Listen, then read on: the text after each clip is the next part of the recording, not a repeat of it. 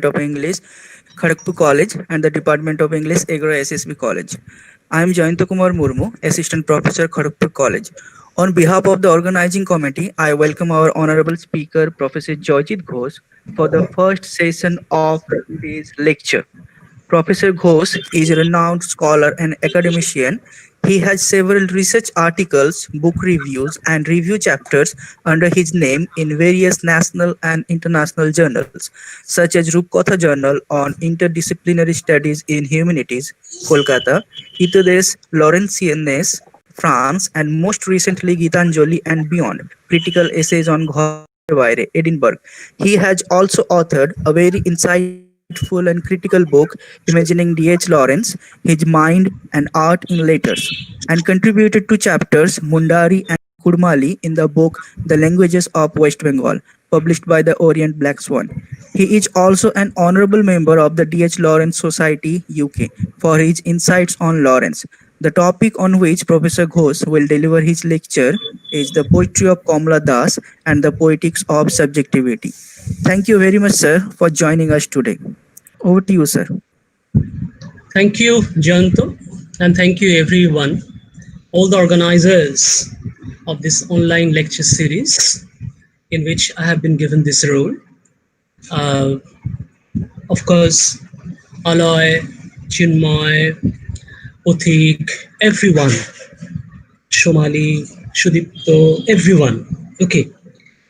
And I also see my former students and of course colleagues, Showman, Tariq, and all others.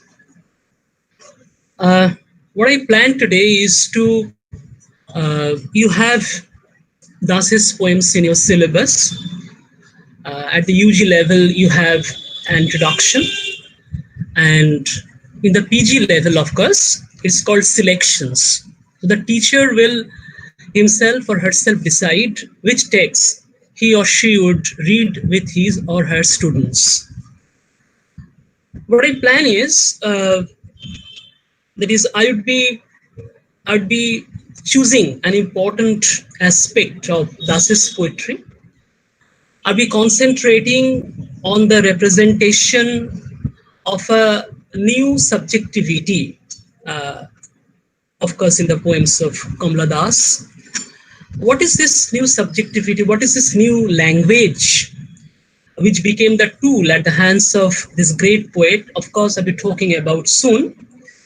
But I would like to begin from the beginning because this class is meant both for the UG and the PG students. So I would like to begin this way. I would like to show you the cover page of this anthology, Kamala Das Selected Poems. The editor is Devendra Kohli.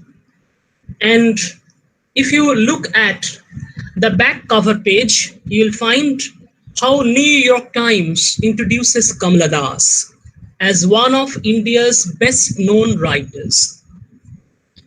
Kamala Das was born in 1934, and as you know, she died in 2009. She wrote both in Malayalam and in English, but of course, her identity as an Indian English poet is more dominant than as a Malayalam. I'm a writer in Malayalam, I mean. The idea is that is, whenever you pick up any anthology of Indian English poetry, I believe you will find some of the poems by Kamala Das. Kamala Das was the married name because her husband was Madhava Das, and her pen name was Madhavi Kutti. And later on, when she was converted to Islam, then she became Kamala Suraya. So these are the different sort of identities with, of course, she is associated.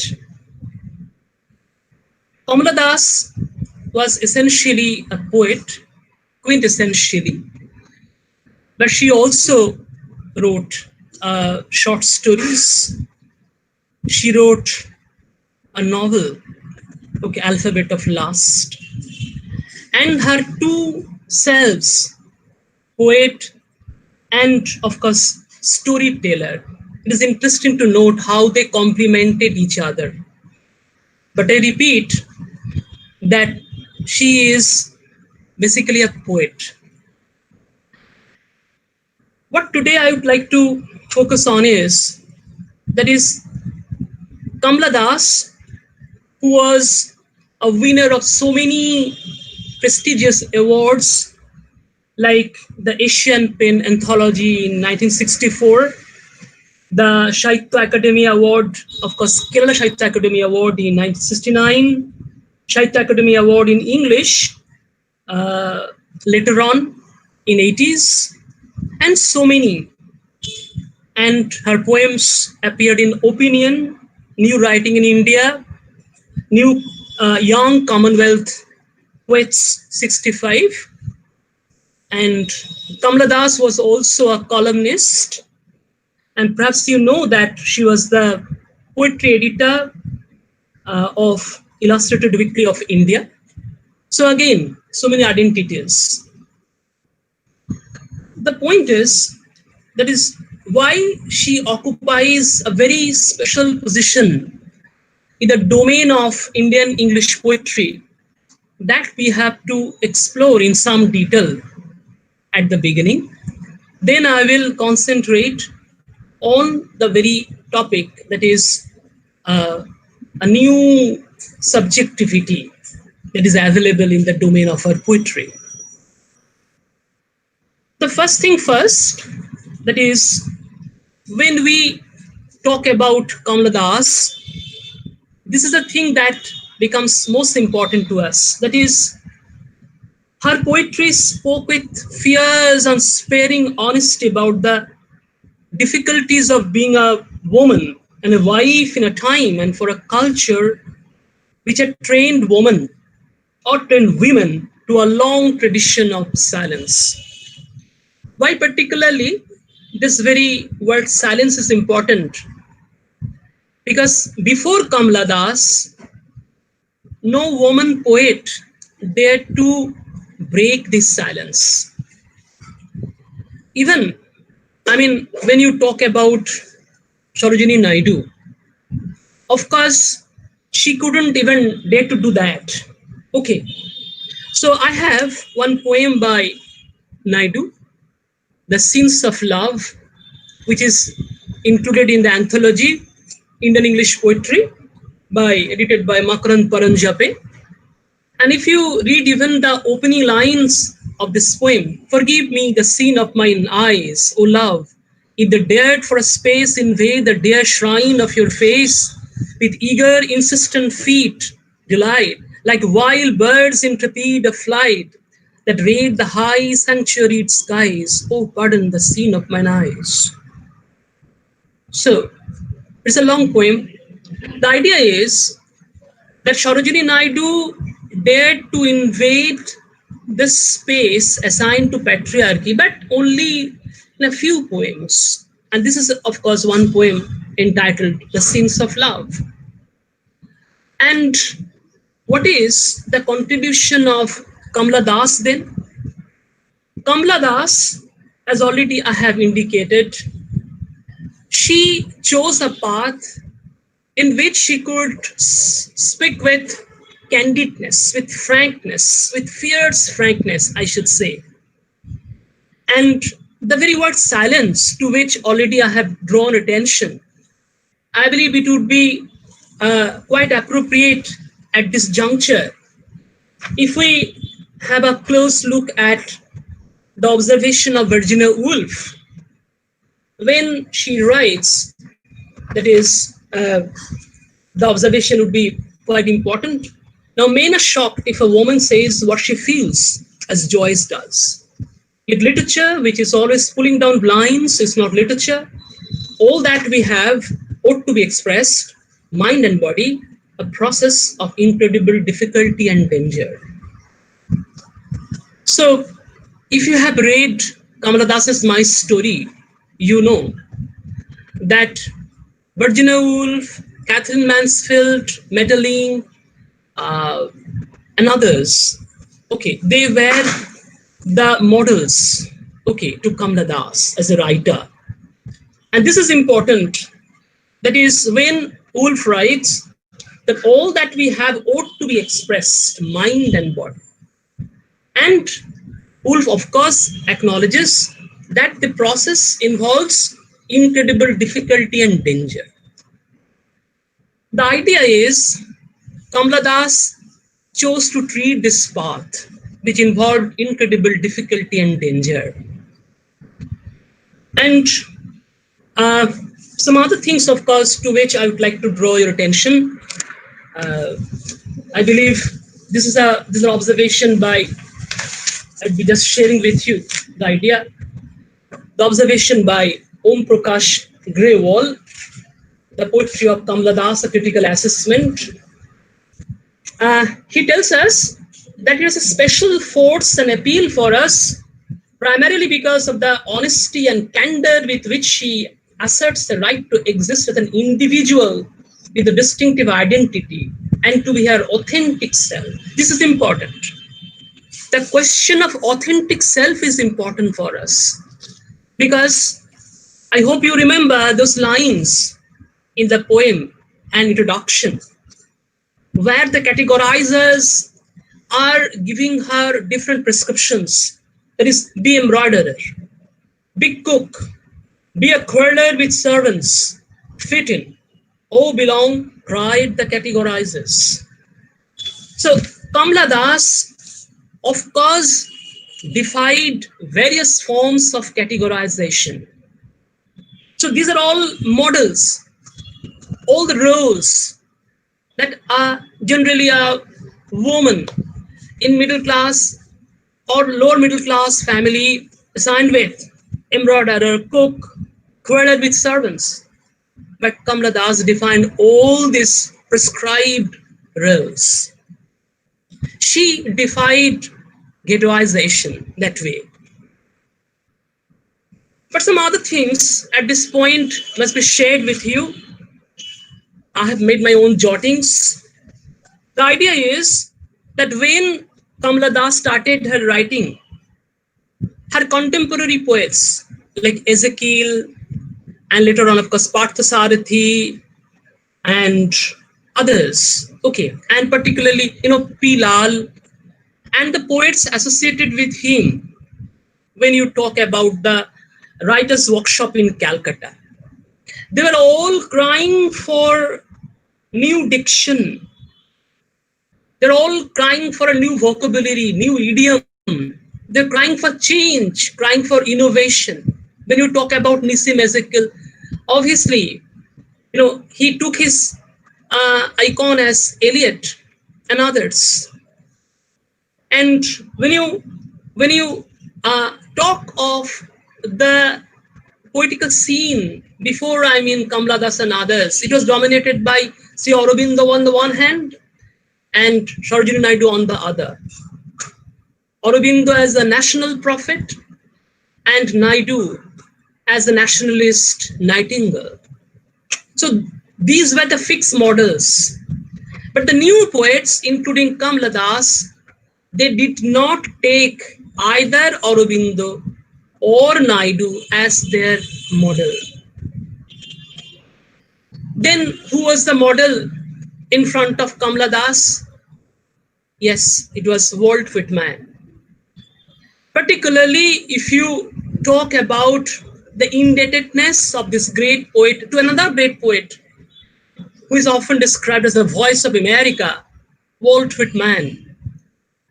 Because Kamala Das, following the model of Whitman, tried to flout the iambic line, okay, and she chose the unconventional line in order to spin the verbal tapestry, in order to decorate her own vernacular oddities, in order to capture the language that is here and not there, and the language of a person who is always alert, If you read introduction, again you remember the language.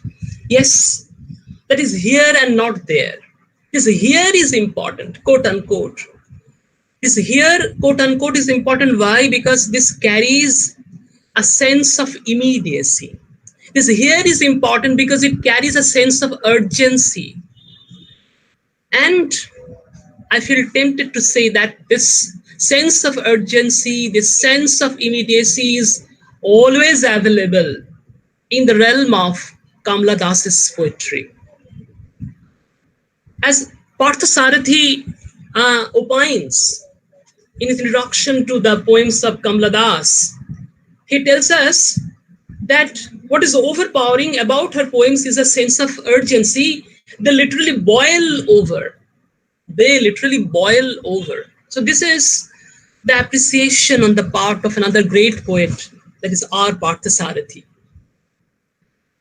Now, when we talk about this use of free verse, I have to remember the observation of another great poet, an imagist poet, about whom you have, I believe all of you have heard, that is Amy Lowell.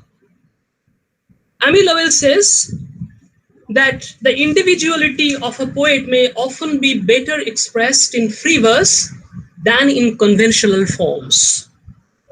So this is the point. I repeat, the individuality of a poet may often be better expressed in free verse than in conventional forms. So what is important is the question of individuality. Kamala Das as a poet was always in search, always in quest of individuality. That is why she chose free verse as her medium. And she did not choose blank verse or other stipulated forms of verse. So this is the thing. So another thing is to which Bruce King draws attention is the use of special brand, what we call Indian English. Okay, for which again, as Bruce King has indicated, we should all be grateful to Kamala Das. Anyway, you see, when we talk about Das poetry, one important point time and again that we have to come across is, that is, when you talk about that, okay, her poetry is so frank, so candid in tone, in spirit, then obviously one term we often use, that is confessional. Her poetry is confessional. What do you mean by confessional? I checked the Cambridge Companion to Literature in English. I believe most of you are acquainted with this Cambridge volume. And what I have got there is important as I read. It's a type of verse whose subject matter reveals intimate details of the poet's life. This is important. The first point it reveals the intimate details of the poet's life. It emerged in America in 1950s, and we also read in the entry the great names like Robert Lowell, Theodore Riquet, and Anne Sexton, Sylvia Plath, and Adrian Rich. Now, I'll be choosing two poets in particular at this critical juncture. One is Sylvia Plath, another is Theodore Riquet. Before I come down to the discussion on Kamala Das, the idea is, when you talk about Sylvia Plath, we find that yes, it is intensely personal, but you cannot afford to forget that at the same time, it is intensely political.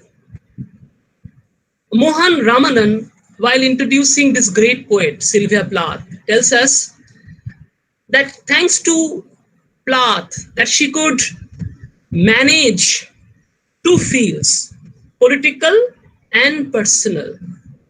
She could commingle them. Okay. And obviously, most of you have read her poems like Daddy or Lady Lazarus, particularly I'm reminded of Daddy, where we have a father figure. That father figure is a projection of our own father, but how he is being projected as a Nazi, and how this father figure, I mean, the representation is becoming complicated when it takes the reference to Ted Hughes, and as it includes all references to her failed marriage with that man, that great poet Ted Hughes. So, what is important is that personal becomes political, often political, in the domain of Sylvia Plath's poetry. But we people, when we very easily tend to equate Kamala Das with Sylvia Plath, we have to be on our guard. Because what is personal in Kamala Das is not always political. Okay. The point is, that is, yes, the representation of the inner life is available in Plath as in Kamala Das, but this political edge is often missing in Kamala Das, but it's very much there in Sylvia Plath. I'd like to talk about, as already indicated, that great American poet again, because this is a movement which really began in 1950s. This new kind of verse, which you call confessional poetry. This is Theodore Recke. And I'd be reading a few lines from his poem, Open House. This is very significant, I believe, and it is often anthologized. I'll be just reading a few lines from this poem, Open House. My secrets cry aloud. I have no need for tongue. My heart keeps open house, my doors are widely swung. An epic of the days, an epic of the eyes, my love with no disguise. My truths are all foreknown, this anguish self-revealed. I'm naked to the bone, with nakedness my shield. I would like to draw attention to these last two lines. It is, I'm naked to the bone, with nakedness my shield. This is a question on which we have to, brood for a few seconds. How could nakedness be a shield of a poet or a poetic persona? This is a $1 million question indeed. The idea is that this is the representation of the inner domain of a poet or a poetic persona. So even though Theodore Recke did belong to this very group of confessional poets, again we have to remember that is his poetry cannot be rigidly called confessional poetry because there are different twists and turns. So you see, you remember the description of the metaphysical poets by T.S. Eliot. That is, these poets did not belong to a school. So this is also true to a certain extent of this confessional poets. They did not form a school. They did not belong to a school. So the flavor of the poetry of Sylvia Plath is obviously different from the flavor of the poetry of Theodore Recke. But you see, what is so remarkable about this poet is, that is, when we read Recke's poetry, we have at the center of the discourse an enactment of emotion. This is, of course, not my phrase. This is a phrase I borrow from Mohan Ramanan, an enactment of emotion. And dear students, I would like to tell you that if you read the poetry of Kamala Das, you feel that in Das's poetry also, this enactment of emotion is also palpably present. I feel tempted to talk about that is, so what is enactment? What is enactment? Bruce King, in his discussion on Kamala Das, is a very important observation. He says, I quote from Bruce King, the theater of Das's poetry includes the revelations, the confessions, the various contradictory bits and pieces. While the poem describes a longing for a man to fill her dreams and with love, she is also proud of her conquest and ability to make men love her. Having taken a love, she will mock him. Rather than the seduced, she often appears a seducer, the collector, especially of those men known as lady killers. I would particularly draw your attention to the phrase, the theater of Das's poetry. This theater. So the theater of Das's poetry, and I believe it has an integral connection with the enactment of emotion, the phrase used by Mohan Ramanan in connection with the poetry of Theodore Recke. I mean, they go hand in hand. Theater and enactment. What is important is that is Das's poetry often has a theme, carpe diem theme. Seize the day. The moment is precious. And since time is fleeting away, since your youth is fading away quickly, you have to seize the time. And if people critique her that, okay, you are a woman of endless hungers, what would be her answer? The answer, I quote, I know I have a life to be lived, and each nameless corpuscle in me has its life. So I repeat, I know I have a life to be lived, and each nameless corpuscle in me has its life. So this is where Kamala Das is drawing our attention to the inner life of the woman, that each corpuscle has its own life. How can I afford to ignore it? If you critique me in harsh terms, then obviously I would just ignore, because I have to be honest to myself. So this is. Now I'll be concentrating on the very aspect of her poetry, which of course I have, particularly I have emphasized the title of my presentation today, that is the Poetics of Subjectivity.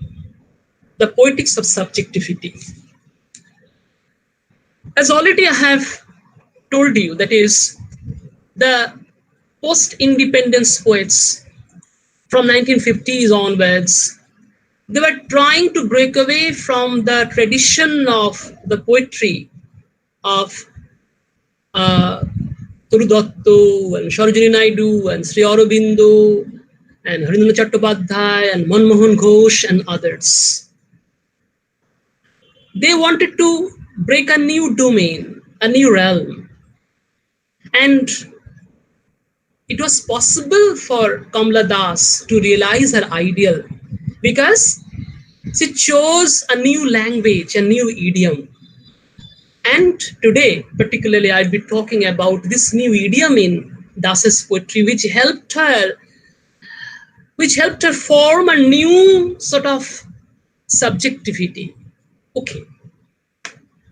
Now, I'll be looking at 2 points, and obviously I'll be indebted at this juncture to V.C. Harris, who has written his introduction to the Old Playhouse Other Poems by Kamala Das, Orient Black Swan publication. The 2 aspects of the subjectivity I would be speaking one by one. Number 1, the first point is, when you read Das's poetry, you find that there is a reference to you, quote unquote you. Who is this you? I'll be talking about it later on. But first of all, we have to read those poems, particularly, a few relevant lines, where this you is available. I have some poems with me from this collection. First of all, the Old Playhouse. Okay, how the you is present. It's present at the beginning. You plan to tame a swallow, to hold her in the long summer of your love so that she would forget not the raw seasons alone and the homes left behind, but also a nature urge to fly, and the endless pathways of the sky. So you see, who is a swallow? The swallow is a poetic persona who was tamed by the you. Who is this you? We don't know. Or the husband or some other stranger. We never know. And it adds charm to the poetry of Kamala Das. That is, the swallow's nature, of course, the swallow's urge was to fly. But yes, she has been tamed by you.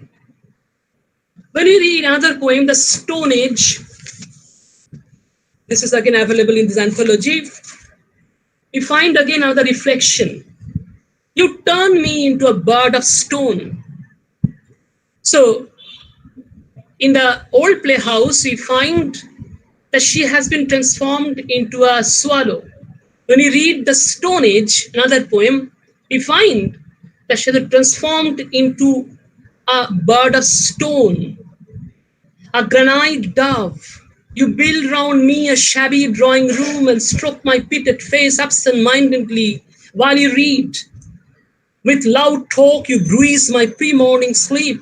You stick a finger into my dreaming eye. So how vivid is the language, and how vividly she is able to capture the harassment of herself at the hands of that you. Who is that you? Again, we don't know. So I repeat, earlier she was at least a living creature, a swallow. But now in the Stone Age, she has become a stone bird. When you read another poem, Summer in Calcutta, again, I believe everyone has read this poem, Summer in Calcutta, one of her early pieces. You again find this reference to you. Dear, forgive this moment's lull in wanting you, the blur in memory. How brief the term of my devotion, how brief you're resigned when I with glass in hand drink and drink again this juice of April suns. So who is this dear? Again, obviously from obvious reasons, Kamala Das keeps it a secret. When you read another poem, The Prisoner, I read a few lines again. Oh yes, The Prisoner is a very, very brief, small poem. 1, 2, 3, only a 6-line poem, the Prisoner. I read the poem in full. As the convict studies his prison's geography, I study the trappings of your love, of your body, dear love. For I must someday find and escape from its snare. I repeat. As a convict studies his prison's geography, I study the trappings of your body, dear love. For I must someday find and escape from its snare. So this spirit of the quest for liberation is always available in Das's poetry. That you might have tried to transform me into a bird, even a stone bird, but I know how to fly away. Okay, I know how to, defy all these trappings. I know how to come out of the snare which you have so carefully woven or made for me. I would fly away. So all these poems have this unmistakable reference to you.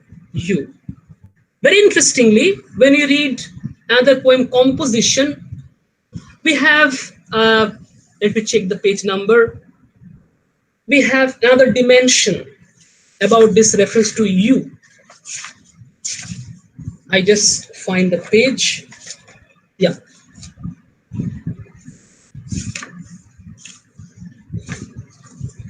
If I could find, yes. Yeah. This is Composition. The title of the poem itself is very suggestive. Composition.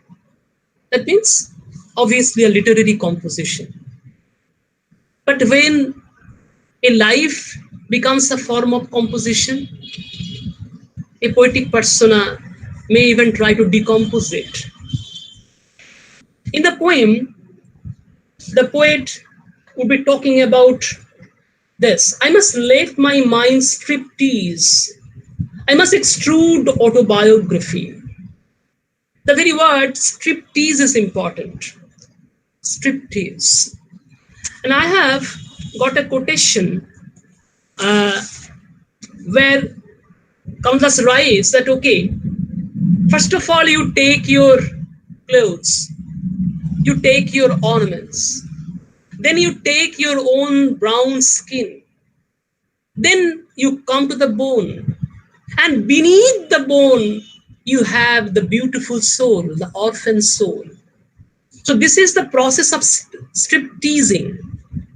Very interestingly, this process of strip teasing is available in her poetry as well as in her autobiography, My Story. I believe that you know that her father was a very influential man. He tried tooth and nail to prevent the publication, to stop the publication of Das's autobiography. The original in Malayalam is Ente Katha, which became My Story in English. But yes, Kamala Das did not kowtow. She did not surrender to any pressure tactic, I mean. And in this poem composition, the poet talks about a reader. She refers to a reader. This is important. So earlier I talked about that, okay, we don't know who is this you, the lover, the strange lover, or the husband. We don't know. But here, she directly refers to the reader. So I read the relevant lines. Reader, you may say, now here is a girl with vast sexual hungers, a bitch after my own heart. But I'm not yours for the asking. This is the line. I'm not yours for the asking. Here, very clearly, the reader is you. And when we read this line, I'm not yours for the asking, it reveals a defiant spirit. Mind you, students, this defiant spirit is often available in the early poems of Kamala Das. But what is important to note again is when you talk about you and you and you, yes. Another poem to which I would like to draw attention is Forest Fire. Very interesting. Forest Fire. I don't know whether you have heard this poem. This is interesting. Why? Because here, this impersonation, you, who is this you cannot simply locate because there are so many yous that way. Let me read a few lines, then you'll understand. My eyes lick at you like flames, my nerves consume. And when I finish with you in the pram near the tree, and on the spark bench I spit out small hips of ash, nothing else. But in me the sights and smells and sounds shall thrive and go on and on and on. In me shall sleep the baby that sat in prams and sleep and wake and smile its toothless smile. In me shall walk the lovers hand in hand, and in me where else the old shall sheet and feel the touch of sun. In me the street lamp shall glimmer, the cabaret girls cavort, the wedding drums resound, the eunuch swirl colored skirt and sing sad songs of love, the wounded moan, and me, the dying mother with hopeful eyes, shall gaze around. Why have read at length this poem? Because there's so many what should I say, impersonations. We have the child with a toothless smile, we have the cabaret girls, we have the eunuchs, we have that sad mother. So you see, when we read this poem between the lines, we have an idea that Kamala Das in this poem to a certain extent is able to attain. That was Keats's ideal. If you have read the letters of John Keats, I mean the selections which are available in Wright and Chiquera, the idea of a chameleon poet, because John Keats wrote that a poet is not supposed to have any self or any identity. The poet cannot have a self. The poet is chameleon-like. As a chameleon changes color, the the poet can also change his identity. So there's no identity, there's no self. So when you read this poem, Forest Fire, again, this idea will occur to you. There's no self, no fixed, rigid self. So this you becomes, I mean, a big, vast idea. Uh, while we discuss this you, yes, other thing also comes to our attention. That is, this you of this poem sometimes gets talked about as he or him. So sometimes you, sometimes he or him. Again, I would have to read a few poems with you so that I can, make you convinced about this idea. Okay, one poem at this point I would like to read with you, that is Glass.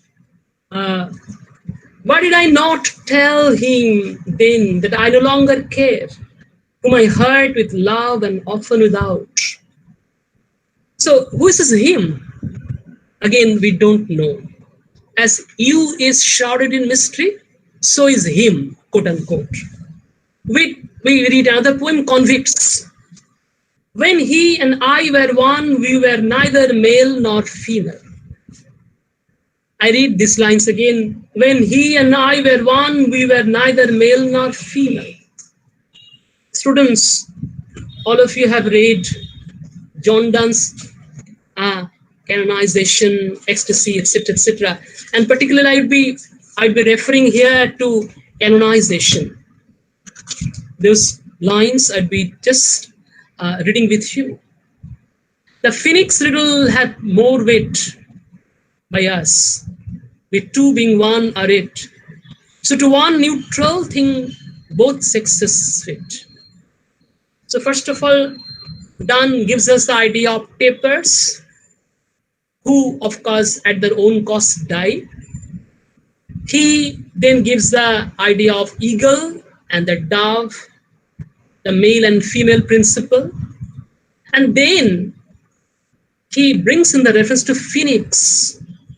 By us, with two being one or it, so to one neutral thing, both sexes fit.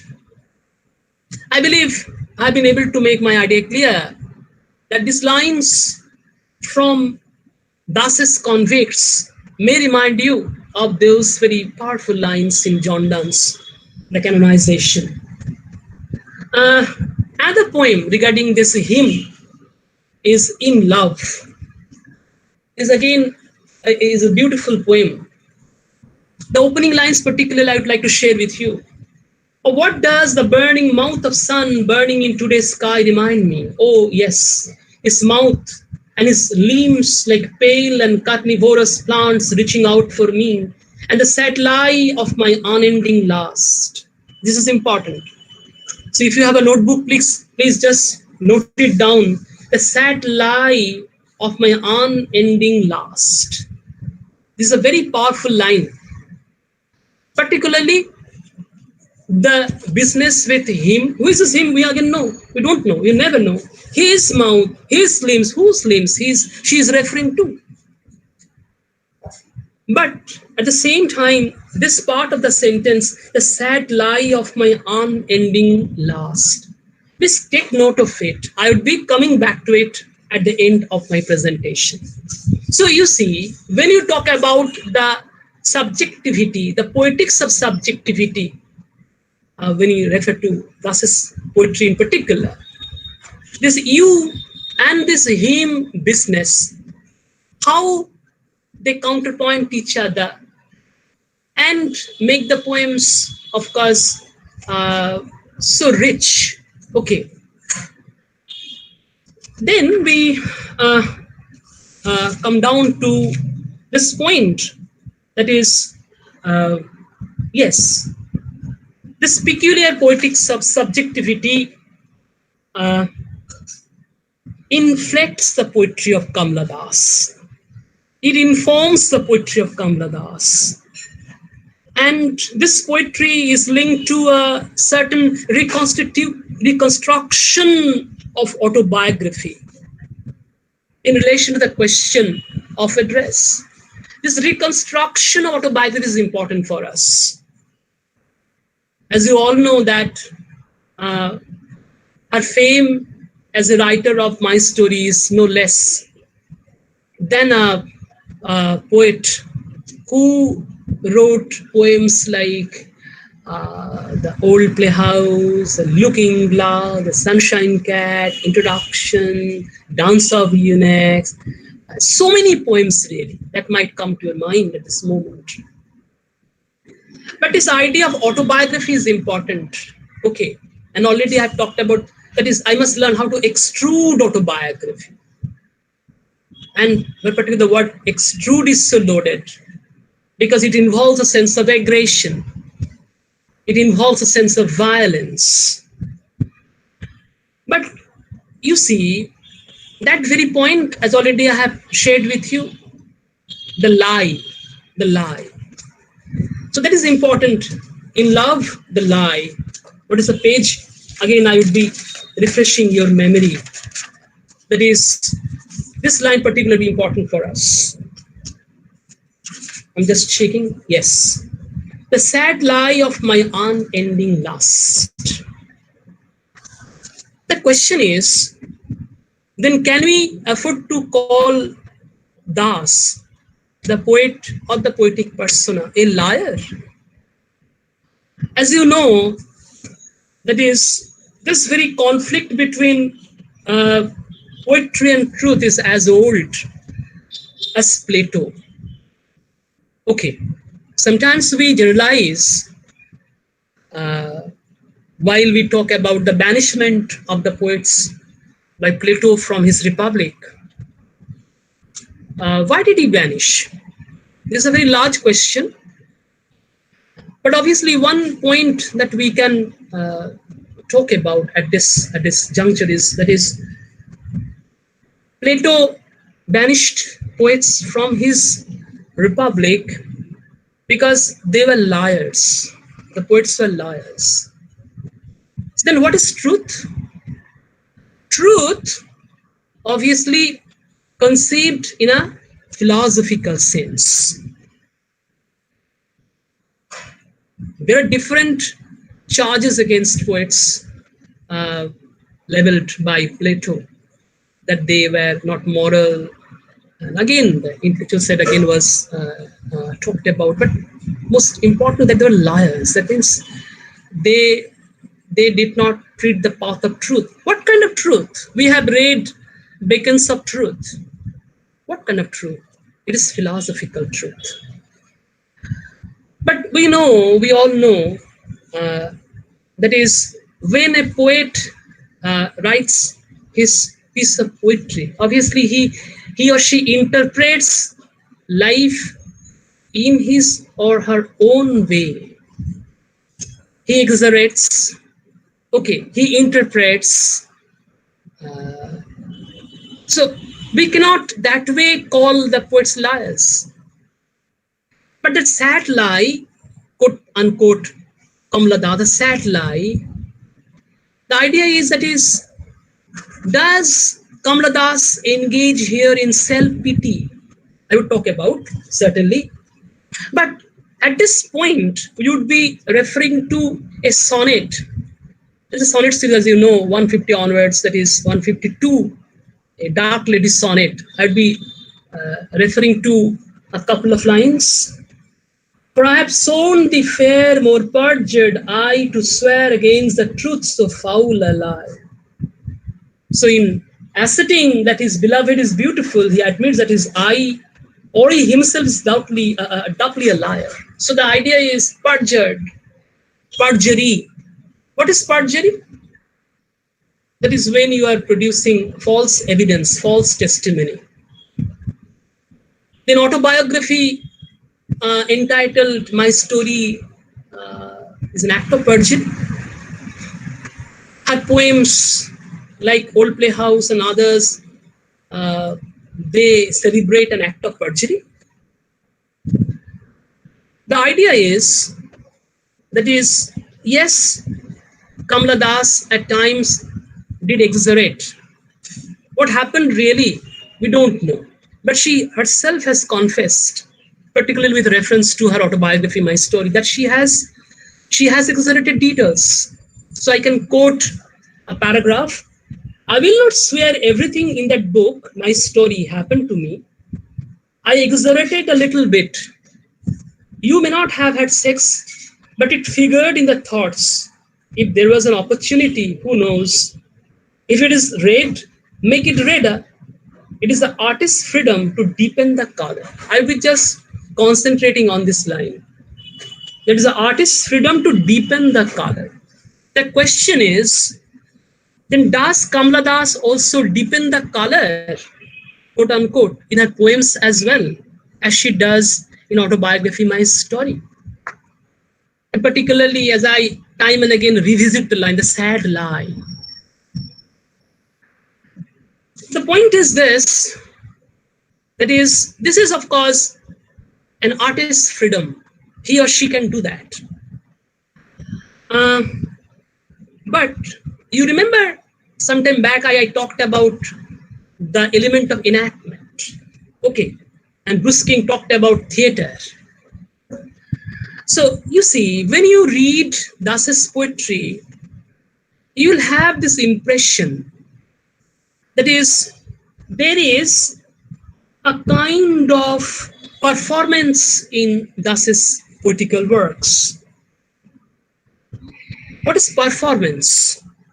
Obviously, I would try to make it clear unto you bit by bit with referring to some poems like drama, like the freaks, like the poems like loud posters, etc., etc. The first poem is drama. This poem again is very significant. This is one of the poems included in the old Playhouse Order poems. Drama. The idea is, if I can find the lines, where he says, where she says that, okay, like confidence, if I can get, just wait a bit, or I would come back to it later on, where she says, I'm surrounded, etc., etc. Okay, this poem I believe is available here. Yes, I just only remember the lines that in that poem Drama, where the idea is that she presents herself as a tragedian, and she says, I'm surrounded. Now that point of self-pity again comes back. That does Kamala Das engage in self-pity by this enactment of emotion, quote unquote. What is this enactment? What is this performance? I have another poem, The Freaks. Freaks all available in Partha Charuthi's anthology. Yes. I believe that all of you have read this poem, Freaks. I'll be just reading the concluding lines of the text. I'm a freak. It's only to save my face I flaunt at times a grand, flamboyant lust. I'd be particularly concentrating on the very word flaunt. Okay, I repeat. It's only to save my face I flaunt at times. What does she flaunt? She flaunt, or if you like, she vaunts what? A grand, flamboyant lust. So, is it the sad lie that she talks about in that poem? Or, if you read this poem, Loud Posters, again, this is vital. If I can read, check that poem, Loud Posters. I believe it's also available in this anthology because there's so many poems. So I'm just rummaging through. Loud Posters. Again, a vital poem, again, a representative poem of Kamala Das. Yes, I'm today a preacher turned inside out to spread myself across wide highways of your thoughts, stranger. Like a loud poster was always my desire, but all I do is lurk in the shadows of cool the sack, just to I shun. I have put my private voice away, adopted the typewriter's click as my only speech. I click, click, click, click, dial it suddenly into your ears, stranger. Though you may have no need of me, I go on and on, not knowing why. So this is a kind of impersonation. I told you that is here she is making herself one with the typewriter. Her voice is the the click click of the typewriter. And here the poet particularly refers to stranger. So the idea is that is when you read this kind of poetry, you again find a kind of enactment, a kind of performance. She becomes a machine. And this is indeed a new idiom. This is indeed a new language in post colonial poetry. Post independence Indian English poetry. I'm now drawing to the close of my presentation. What I find is yes, there is an element of performance in her poems. Even in your poem, an introduction, there is an element of it, an enactment of emotion. But I believe that is the unfolding of the self finally triumphs over this performance. Or, to put it in a better fashion, performance and revelation of the self, they of course go hand in hand in Das's poetry. So I'd be concluding my presentation with those lines from your poem and introduction, which you have in the syllabus, particularly the UG students. I also read with my students at the PG level an introduction, because it's a major poem. Okay. So I'll be just drawing attention to the concluding lines of the text, where we read, "It's I who drink lonely drinks at 12 midnight in hotels of strange towns. It's I who love, it's I who make love and then feel shame. It's I who lie dying with rattle in my throat. I'm sinner, I'm saint, I'm the beloved and the betrayed. I have no joys which are not yours, no aches which are not yours. I too call myself I." So when we read these concluding lines of this very major poem of Das, we find that is again you and I. And this you and I becomes so important in the realm of Das's Poetics of Subjectivity. But before I conclude, I would like to just concentrate on this line, I am sinner, I am saint. Does it not sound a bit contradictory? How can a sinner be a saint? I believe that here Kamala Das, might remind you of the Whitman's self. And Whitman in Song of Myself, in one section, I hope you remember, those of you, of course, have read Whitman, that is, do I contradict myself? Very well, then, I contradict myself. I'm large, I contain multitudes. So in a way, as if the poetic persona of Kamala Das will be telling you that she's large, she contains multitudes, she is the sinner, she is a saint, she is the lover, she is the beloved and the betrayed. And the last line is, I too call myself I. Who is this I? The authentic self of the poet. What is authentic? Because we talked a lot about impersonation. We talked a lot about the enactment. We've talked a lot about this kind of, business. The drama, the title drama is important. Okay, the performance. So yes, the poetic persona of Kamala Das contains multitudes. So that is my presentation. Thank you very much for listening to this humble presentation. Uh, Now I invite questions on your part. If I have not made anything clear unto you in Hello, sir. my class, then certainly I'm ready to now answer. Yeah, Hello, sir. Am I audible? yeah, perfectly. Sir, this is Ivana. Thank you so much for the wonderful lecture, sir. Thank you. As you have already mentioned, very much detailed, we can say detailed discussion. So, sir, I have a query. May I ask?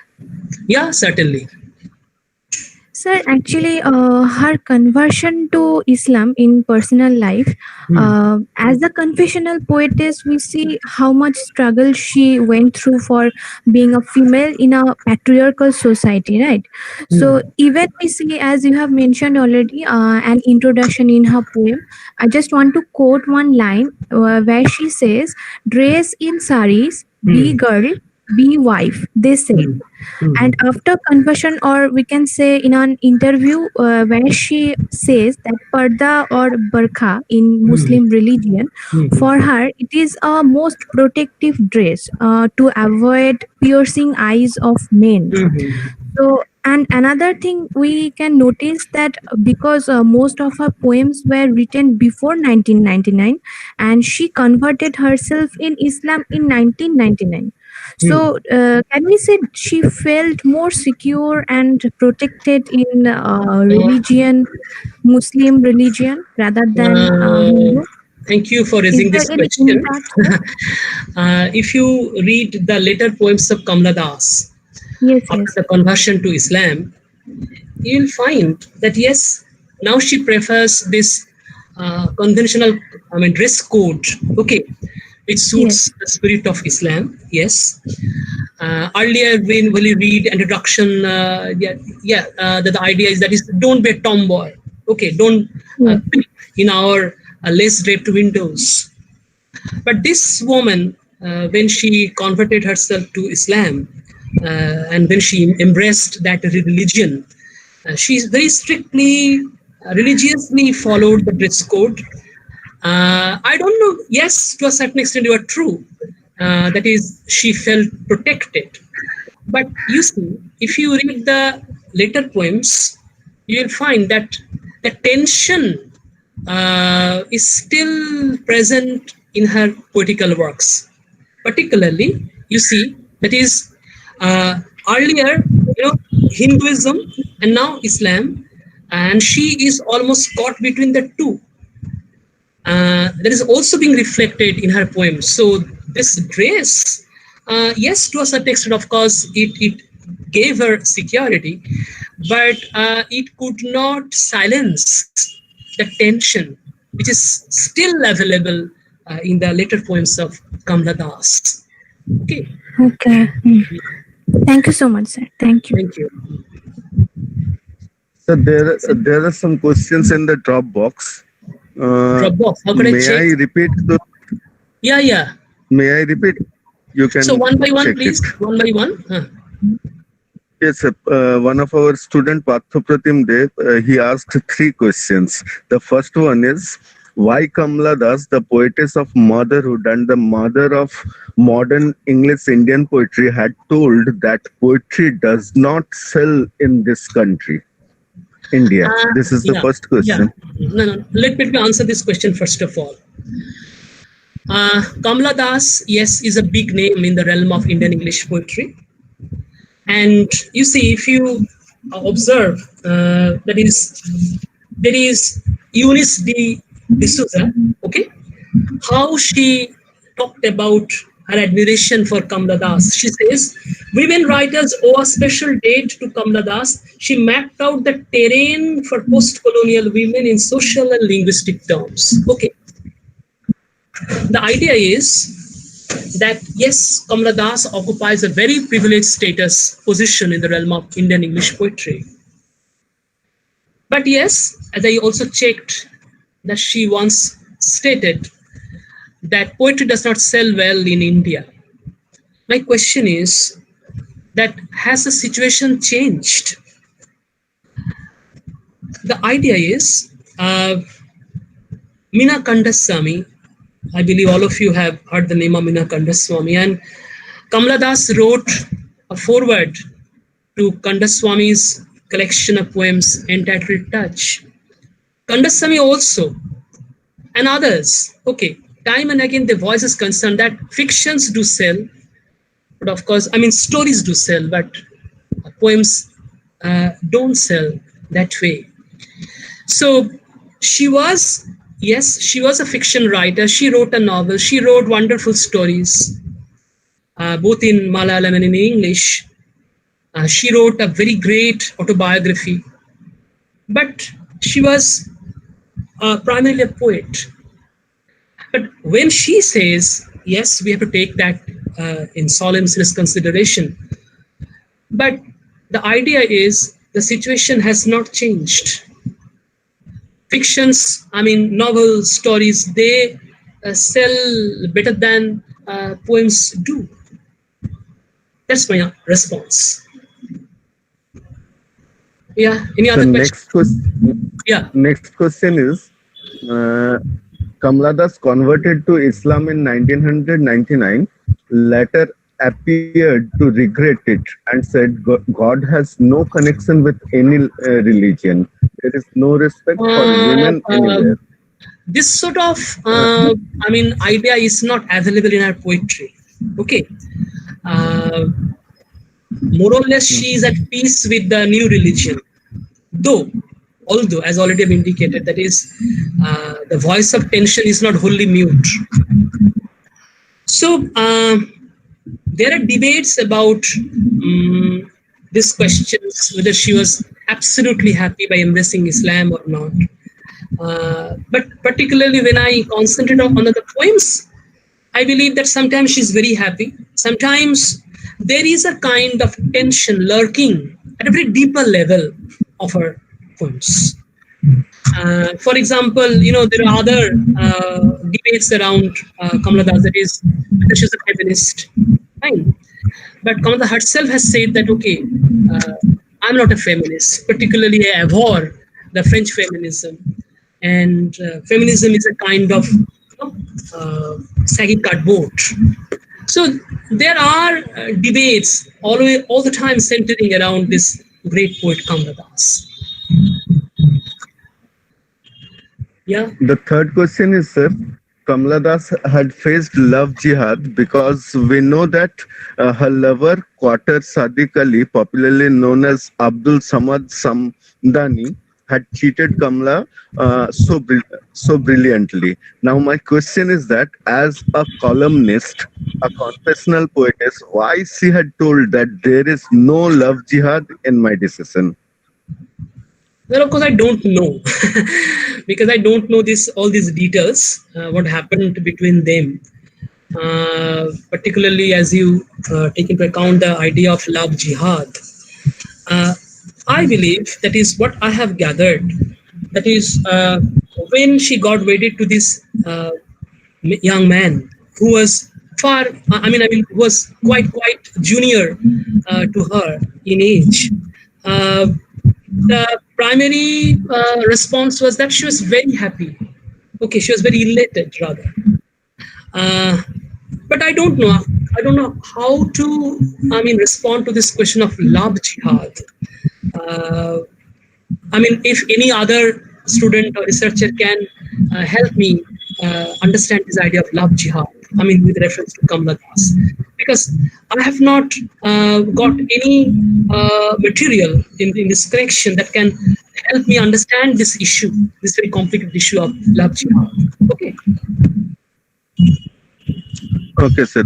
There is another question from Polami Saha. Sir, how Kamala Das influenced national women's movement in India? Did she influence Indian feminism? As already I have pointed out, that is, there is a debate, okay, whether we can call her a feminist. But time and again in her interviews, she has clearly spelled out that I'm not a feminist, particularly the French brand of feminism, which also includes lesbianism. Yes, I abhor it. Okay. Uh, and very interestingly, that is, there are, of course, elements of tension in her poems. I came across those lines in one of her early pieces that is entitled Composition. These lines, yes. I asked my husband, am I hetero? Am I lesbian? Or am I just plain frigid? He only laughed. So, does Kamala Das respond to her own questions? She does not. She just throws questions. Reader here is not important. I mean, husband is not important here. What is important here? She throws these questions to her readers like you and me. That am I hetero? Am I lesbian? Or am I just plain frigid? Okay. So there is no clear-cut answer to all these questions. Okay. There is no more question in the Dropbox. Is there any question from any participants?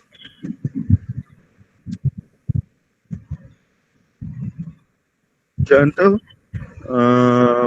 is there any question in YouTube? No, Chinmada, there is no question from YouTube. Okay, then I would like to. So, okay, there is no question. So, Pothik, please come forward and deliver the words of thanks.